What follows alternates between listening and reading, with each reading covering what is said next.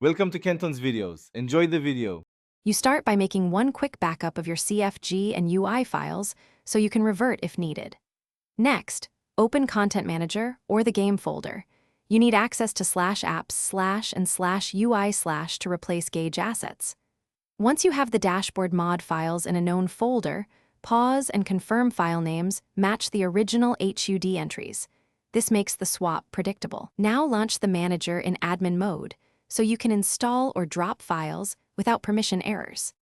With files ready, copy texture, DDS and layout, ini files into the mod's dashboard folder or the game's /UI/location.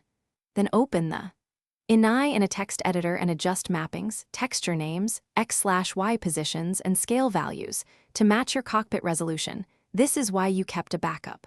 Once mappings are corrected, switch to Content Manager and import or enable the mod, or if using the base game, place files and refresh the asset cache, so the game will read updated UI data immediately. Now load the game and go to Cockpit View to inspect the new dashboard. You should see updated gauges and textures. If elements are misaligned or off-scale, return to the ini and tweak x/y offsets and scale values, then clear the shader and asset cache and reload the track to apply changes. If the dashboard fails to appear, restore your backups, confirm correct folder paths and exact file names, and ensure Content Manager's mod is enabled. This single check usually resolves most install issues. Thanks for watching. Consider subscribing if we helped you.